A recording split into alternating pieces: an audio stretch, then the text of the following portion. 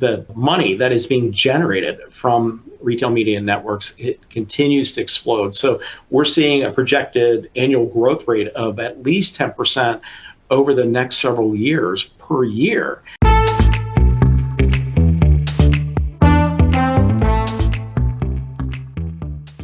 A relatively new data source, and again, a source for secondary data. It's around retail media networks. And, if you're not as familiar with them, these are networks that are owned by large retailers that collect data on their shoppers, package that up, and sell that back to manufacturers so that they better understand their customers. But it's also full circle because it gives you the opportunity to activate against those. So if, for example, I want to message people that are very loyal to my brand, I can do that through a retail media network within that particular retailer. And the money that is being generated from retail media networks, it continues to explode. So we're seeing a projected annual growth rate of at least 10% over the next several years per year. And so we know that it's growing. There's expected to be an increased spend north of $50 billion just over the next few years. So it's pretty incredible. Most manufacturers do participate in these types of programs because it allows them to communicate directly with their customers. Again, not knowing exactly who they are, but being able to go through channels to be able to reach them.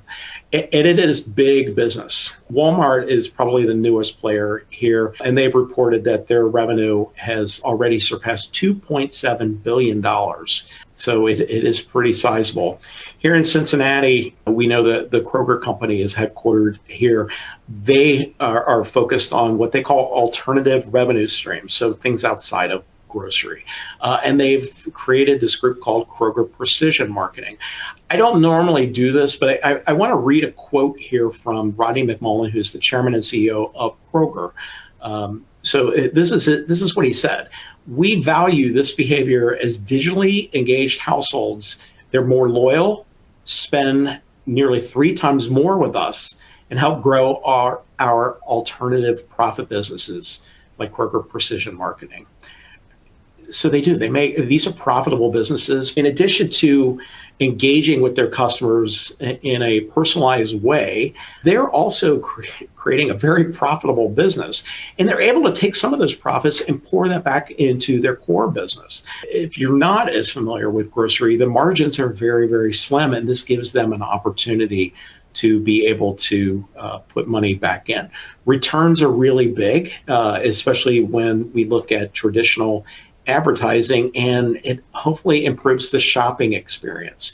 Earlier I talked about, concerns if you violate the trust. So Temu, which I think is the appropriate presentation. If you watched the Super Bowl, they were an advertiser, and their downloads exceeded Walmart and Amazon after that. But there have been a lot of concerns that have been popping up as what kind of data are they collecting? And I would invite you, take a quick look at, not just at their website, but also some of the stories about what they're doing. There's concern that the data on shopping behavior are being repackaged and given back to their government. I can't tell you if that's happening or not, but when those kinds of stories come out, we see consumers kind of pull back and say, I'm not going to give you quite as much data, and they're going to walk away. Again, transparency is really key.